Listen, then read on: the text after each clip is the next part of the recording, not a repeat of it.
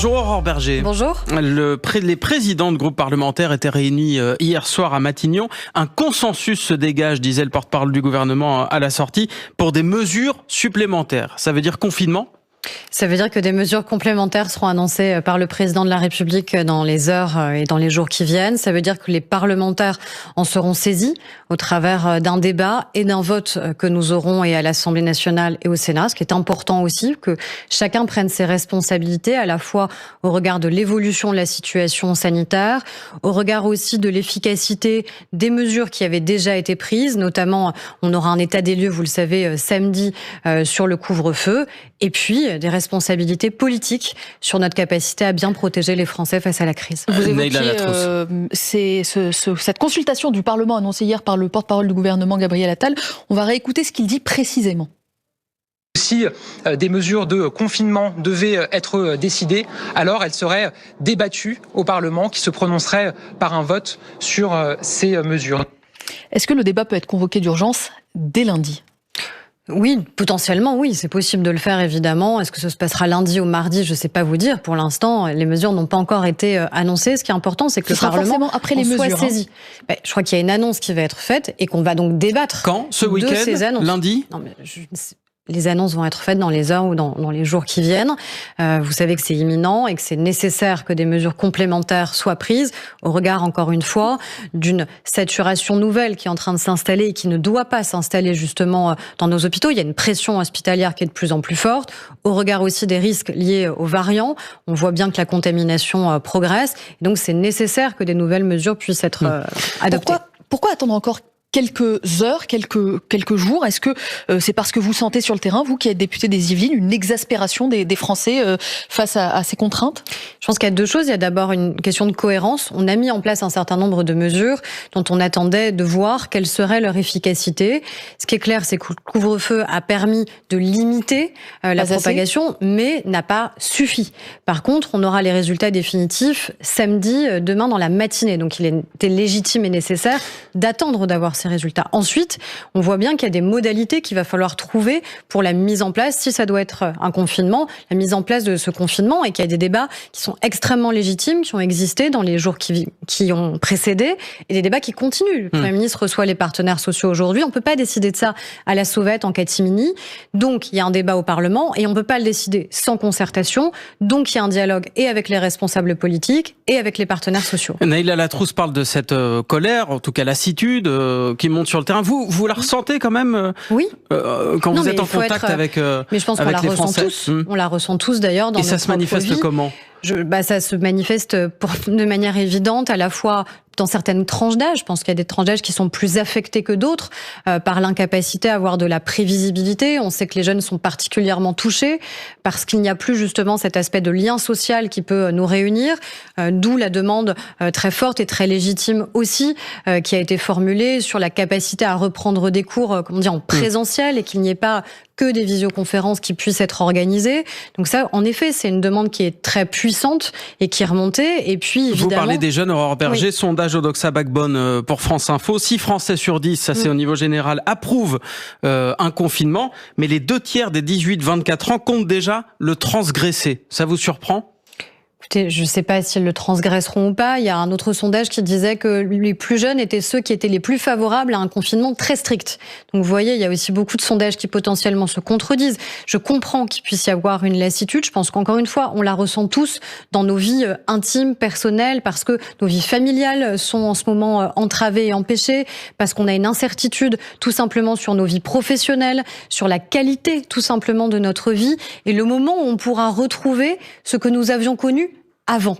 Et donc je comprends encore une fois que ça puisse s'emparer de nous tous, à la fois celles et ceux qui sont les plus âgés, qui se disent « moi j'ai pas 1 an, 2 ans à perdre » parce que chaque année est extrêmement précieuse, et ça on l'entend beaucoup chez les personnes qui sont les plus âgées, d'où le maintien des visites par exemple qu'on a faites en EHPAD, d'où le fait qu'on a commencé par privilégier ceux qui sont les plus vulnérables et les plus fragiles dans la vaccination. Aurore Berger, vous évoquez ce dilemme presque éthique qu'évoquait aussi hier Jean-François Delfrécy, le président du Conseil scientifique à l'Assemblée nationale. Nous sommes véritablement avec une question un peu sociétale et éthique, quasi éthique actuellement, finalement de politique générationnelle entre continuer à préserver la santé des plus anciens, mais peut-être au détriment de la santé des plus jeunes. C'est une question qu'il pose. Faut-il préserver la santé des plus anciens au détriment de la santé des plus jeunes ? Il faut essayer de préserver les deux, en vérité. C'est-à-dire, il faut essayer de tout faire. C'est pas contradictoire aujourd'hui. Mais écoutez, est-ce qu'on accepterait dans notre pays de sacrifier les plus âgés, les plus vulnérables ?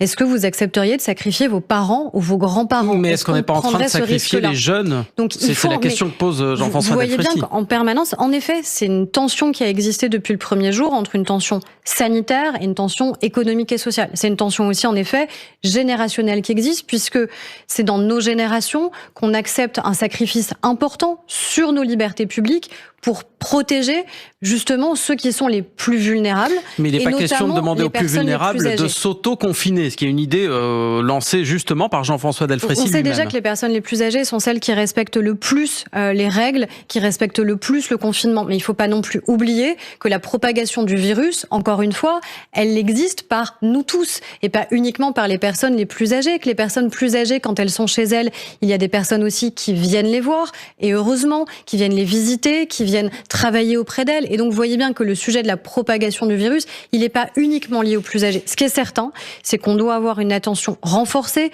d'où un certain nombre de mesures qui ont été annoncées, notamment sur les questions de risques psychosociaux et de risques psychiatriques qui existent même au sein notamment des populations les plus jeunes. Et je crois que cette attention-là, elle existe sur tout le territoire. Et puisque le confinement est imminent, en tout cas des annonces que vous nous annoncez dans les heures ou les jours à venir, Aurore Berger, on va continuer justement de parler des effets néfastes d'un tel confinement, juste après un coup d'œil sur le fil info à 9h-20 avec Soisigbourg. Une minute de silence observée à midi dans les 900 agences Pôle emploi de France après la mort d'une conseillère à Valence hier. Le tireur toujours en garde à vue. Il a aussi tué la DRH de son ancienne entreprise. Les enquêteurs s'interrogent sur les similitudes avec un autre meurtre. Une DRH, là aussi, abattue près de Colmar mardi. Les vaccins toujours en retard. 350 000 doses en moins et des rendez-vous annulés, reportés dans 3 régions de France. Le gouvernement revoit ses prévisions à la baisse. 2,5 millions de vaccinés fin février, contre 4 millions initialement prévus. Et c'est aujourd'hui que l'Agence européenne du médicament doit se prononcer sur le vaccin d'AstraZeneca. Le virus qui fait flancher l'économie. La France en récession massive en 2020. Le PIB s'est contracté de plus de 8%. La délivrance pour Jean Le Cam, le doyen du Vendée Globe, prend la 4e place grâce à la bonification de temps, 16h15 accordée par le jury après le sauvetage de Kevin Escoffier. France Info. Le 8-30 France Info, Neil Latrousse, Laurent Sénéchal. Aurore Berger, puisque vous nous évoquiez les modalités du nouveau confinement ou des mesures supplémentaires à déterminer dans les prochaines heures, est-ce que vous faites partie de ceux qui plaident pour le maintien de l'ouverture des écoles pour un confinement qui laisse plus de liberté aux jeunes ? En tout cas, ce qui est certain, c'est que la France s'est honorée à tout faire pour que les écoles restent ouvertes. Vous avez certains pays où des enfants n'ont pas revu une salle de classe depuis des mois. Imaginez les conséquences que ça emporte, éducatives, en matière d'inégalité sociale, d'inégalité familiale. Vous souhaitez que ces risques psychosociaux. Tout ce qu'on peut faire pour maintenir l'école ouverte est une bonne chose. Et ça a été fait par le ministre de l'Éducation nationale. Si on en vient à une nécessité de confinement qui justifierait que peut-être pendant 1 ou 2 semaines, il y ait une prolongation des vacances scolaires, je crois que c'est quelque chose de raisonnable qui pourrait être mis en place si ça permet encore une fois de mieux contenir le risque épidémique, de mieux contenir l'arrivée des variants, puisque c'est ça notre enjeu. Ça, c'est quelque chose qui a été évoqué hier par le porte-parole du gouvernement Gabriel Attal. Et dans le même temps, le ministre de l'Éducation Jean-Michel Blanquer disait il n'est pas question pour l'instant de prolonger les vacances. Qui faut-il croire ? Tout simplement parce qu'aujourd'hui, c'est un débat qui existe et parce que vous avez autant de gens qui vous disent il est nécessaire de rapidement tout fermer pour se protéger au mieux et ceux qui disent justement on est dans cette tension éthique que vous évoquiez où on a besoin de maintenir une vie sociale, une vie éducative, on a besoin de continuer à lutter contre les inégalités et on sait bien le rôle fondamental de l'école dans cette lutte contre les inégalités et c'est pour ça que tout ce qu'on peut faire pour maintenir les écoles ouvertes est une bonne chose. Les chiffres du dernier confinement léger du mois de novembre, c'est aussi plus 60% de violences intrafamiliales, femmes et enfants battus, des nourrissons secoués, 30% des 18-24 qui confient avoir eu des pensées suicidaires. Que faut-il mieux faire cette fois ?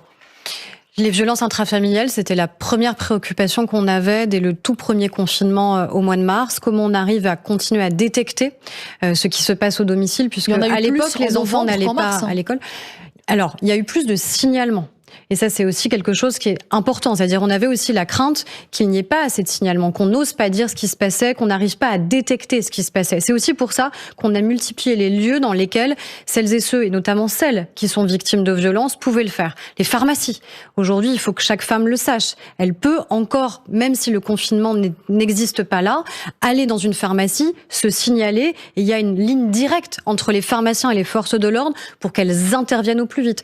On a aussi une démarche avec les supermarchés, c'est-à-dire tout faire pour faciliter la prise en charge des femmes, y compris dans des lieux où quelque part elles ne sont pas identifiées comme étant victimes de violences, pour que ce soit plus anonyme et que ce soit beaucoup plus simple pour elles d'engager ces démarches, sans compter évidemment les plateformes internet qui existent, le 3919, le 119 pour les enfants victimes de violences.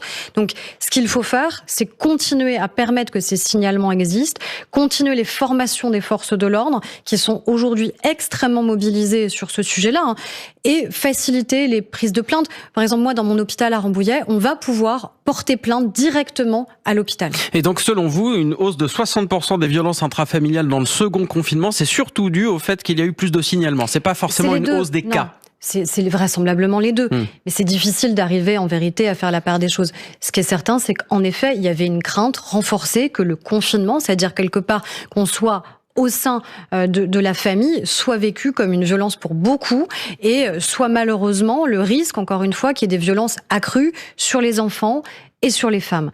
Et la crainte la plus importante était que ce ne soit pas signalé, et donc qu'on ne puisse pas empêcher, qu'on ne puisse pas faire sortir la femme ou l'enfant du foyer, qu'on ne puisse pas trouver une autre solution. Et ce qui est important, c'est que les signalements ont continué à exister, que les forces de l'ordre ont été extrêmement mobilisées, et que les interpellations ont été extrêmement puissantes aussi. L'autre gros point noir en cas de confinement, et pas des moindres, il est sur l'économie. Ce matin, l'INSEE publie les chiffres pour 2020 de la croissance négative, moins 8,5% sur l'année 2020, et plus d'1% de baisse du PIB sur le dernier trimestre. Ça, c'est quelque chose que vous avez en tête, j'imagine, au moment de prendre ce type de décision. On savait évidemment que malheureusement la situation économique, elle allait se contracter, d'où le quoi qu'il en coûte. C'est-à-dire, moi, j'entends les critiques sur celles et ceux qui disent à un moment le quoi qu'il en coûte va coûter. Oui, y compris Olivier Dussopt, le ministre des Comptes publics, qui demande la fin du quoi qu'il en coûte en 2021. Sans les dispositifs qu'on a mis en place, combien de faillites ont été empêchées, combien de destructions d'emplois ont été empêchées. On a d'ailleurs eu un recul du nombre de faillites en 2020 parce que justement on a mis en place l'activité partielle, parce qu'on a mis en place des prêts garantis par l'État, parce qu'on a mis en place le fonds de solidarité. Donc on a été extrêmement mobilisés et présents pour une bonne raison, pour maintenir l'emploi et l'activité dans notre pays.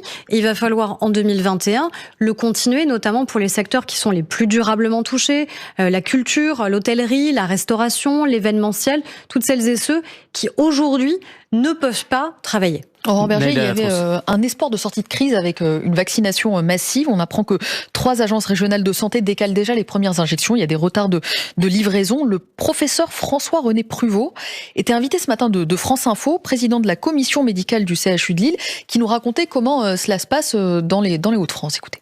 Et la semaine dernière, nous avons réduit la distribution des doses d'environ 30%, conformément aux demandes de l'ARS. Et puis, cette semaine, nous diminuons. Et vous savez que nous avons une obligation médicale impérative, c'est d'assurer la 2e vaccination. Donc, en faisant le calcul, il se trouve que pour le week-end, il faut cesser les primo-vaccinations jusqu'à ce que nous soyons de nouveau livrés de stock de vaccins. Campagne de vaccination plus longue, c'est-à-dire crise plus longue aussi ? Alors déjà, vous vous souvenez sur la question de la vaccination qu'on nous disait qu'on n'arriverait pas à atteindre 1 million de personnes vaccinées d'ici la fin du mois de janvier. On est le 29 janvier, on est presque à 1,4 million de personnes vaccinées au mois de janvier. Et contrairement à d'autres pays, on a fait un choix très clair. C'est 1,4 million de doses qui ont été injectées. C'est pas tout à fait pareil qu'un nombre de personnes vaccinées. L'objectif, c'était 1 million. On est à 1,4 million. Donc on est au-dessus de l'objectif que certains nous disaient pourtant impossible à atteindre. Et nous, on a mis en place des règles extrêmement strictes et prudentes qui nous permettent de garantir que les 2e doses, justement, seront bien mises en place dans le délai qui est celui qui est le plus respectueux, c'est-à-dire entre 21 et 28 jours. D'autres pays ont mis en place des règles beaucoup plus lâches quelque part et prennent un vrai risque aussi que l'efficacité finalement de leur campagne de vaccination soit mise à mal. C'est-à-dire que ce n'est pas un problème que l'objectif des 2,5 millions en février, que le calendrier prenne déjà du retard. Mais 2,5 millions en février sera tenu.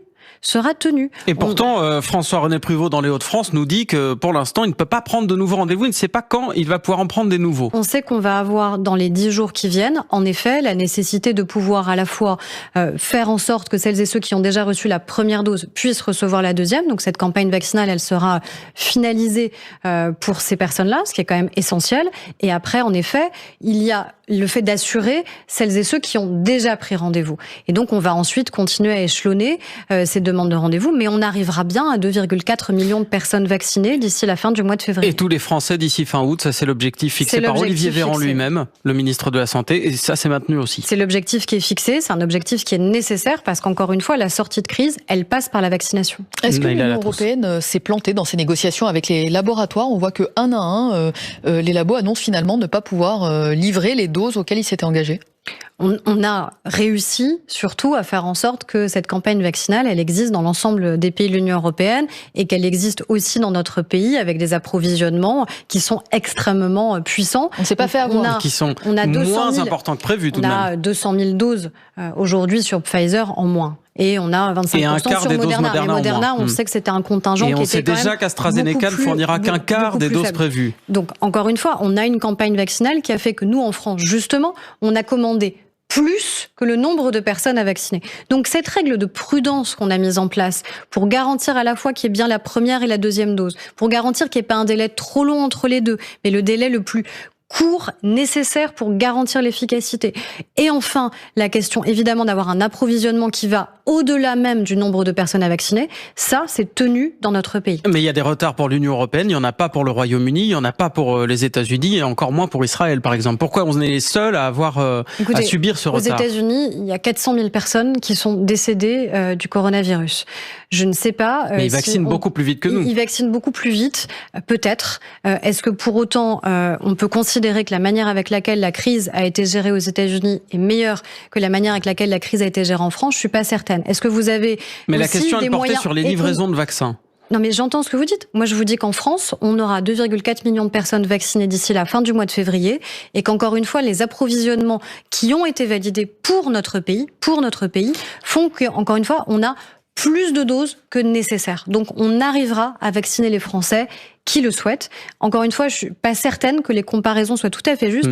On verra si la Grande-Bretagne a eu raison de mettre un délai aussi long entre la première et la deuxième dose. Ils vaccinent beaucoup de premières doses, mais je pense qu'ils prennent un risque qu'en tout cas nous, éthiquement et médicalement, scientifiquement, on n'a pas voulu prendre dans notre pays. Bon, vous gardez confiance, Aurore Berger, présidente déléguée du groupe En Marche à l'Assemblée. Vous restez avec nous.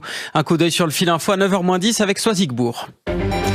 La conférence des présidents de commissions médicales des CHU veut rassurer. Les deuxièmes doses du vaccin sont pratiquement partout sanctuarisées, dit sur France Info le professeur François-René Pruvot. 350 000 vaccins manquants en janvier et en février. Conséquence, les rendez-vous pour une première injection sont soit annulés, soit reportés dans plusieurs régions de France. Au lendemain de la mort d'une conseillère Pôle emploi à Valence, une minute de silence sera observée dans toutes les agences de France à midi aujourd'hui. Le tireur est toujours en garde à vue. Il a aussi tué une DRH. Les enquêteurs soupçonnent un lien avec un autre meurtre mardi à Colmar.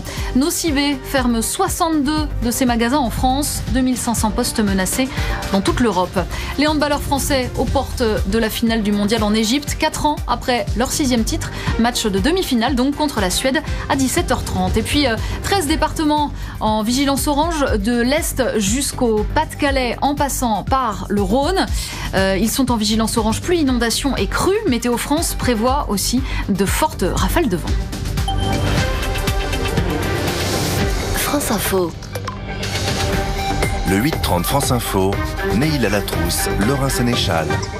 Avec Aurore Berger, présidente déléguée du groupe En Marche à l'Assemblée. Si tout va bien, lundi, vous devriez débuter à l'Assemblée l'examen du projet de loi contre les séparatismes ou confortant les principes de la République. Si tout va bien, puisque vous serez peut-être en train de discuter confinement, on ne sait pas encore quel sera le calendrier. En tout cas, ce projet de loi, il est en train de rater sa cible, estime Marine Le Pen, la présidente du Rassemblement national, qui était à votre place sur France Info il y a 2 jours. Je considère que ce projet de loi est totalement inefficace. Là, on s'attaque à tout le monde. On s'attaque à l'instruction à domicile de dizaines de milliers de familles qui ne posent de problème à personne. Pourquoi ? Parce qu'il y a des islamistes qui, encore une fois, ne respectent pas les lois de la République. Mais attaquons-nous à l'islamisme.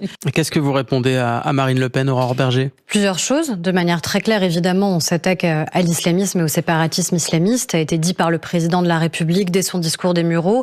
Et c'est justement l'un des objets majeurs de ce projet de loi, de manière à enfin séparer l'organisation entre le culte et le culturel pour éviter, vous savez, d'avoir ces fausses associations culturelles qui malheureusement servent de terreau souvent au séparatisme islamiste, de manière à s'attaquer aussi à celles et ceux qui font du recrutement. Je pense notamment à la question des associations sportives, la question aussi de l'enseignement à distance. Et c'est là où j'ai un désaccord fondamental, c'est-à-dire qu'on ne peut pas faire cela à géométrie variable. On a besoin aujourd'hui de faire en sorte que tous les enfants de la République aient un lien avec la République. On a des familles qui pratiquent l'enseignement en famille, qui pourront continuer évidemment à le faire parce qu'elles ont un projet qui n'a aucune difficulté avec la République. Malheureusement, il y a un amendement on a aujourd'hui des familles qui font en sorte en famille. Oui, mais on a aujourd'hui des familles qui retirent leurs enfants de l'école pour faire en sorte finalement que la République n'ait aucun regard sur elle. L'instruction en famille réalisée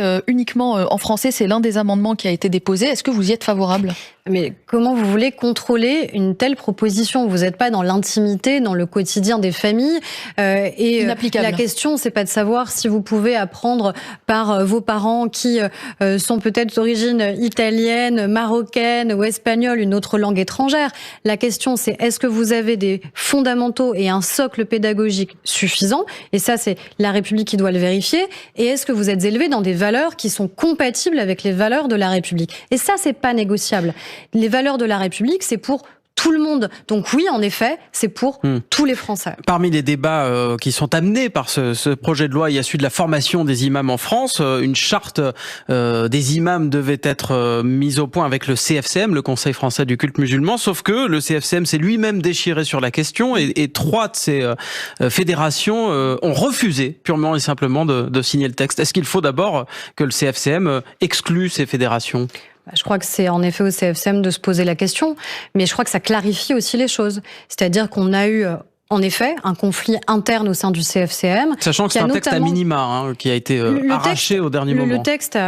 Le conflit initial a notamment été porté par celui qui est l'imam de la Grande Mosquée de Paris, recteur de la Grande Mosquée de Paris, et qui a permis de mettre à jour en effet des difficultés internes évidentes au sein du CFCM. Il faut faire le ménage. Le recteur de la Grande Mosquée de Paris, qui est un homme profondément républicain, il n'a pas envie de cohabiter avec ceux qui font de l'entrisme turc, avec les frères musulmans, avec des salafistes, et donc oui, il y a une clarification qui est nécessaire. Et c'est justement tout l'objet de ce projet de loi, d'arriver à faire en sorte que ceux qui croient dans le respect des valeurs de la République puissent le faire et puissent continuer à le faire et à être respectés pour cela, et que ceux qui cherchent à dévoyer nos valeurs, à nous attaquer, le fassent. Et vous savez, tout passera pas par la loi. Quand je vois que dans le Var, on hésite à nommer une école Samuel Paty parce qu'on a peur des potentielles représailles, c'est aussi nos comportements individuels où on doit faire en sorte de ne rien céder sur les principes de la République. Nahila Latrousse. Avant le projet de loi contre les séparatismes, il y a un vote aujourd'hui contre la maltraitance animale. C'est un texte qui vous tient à cœur.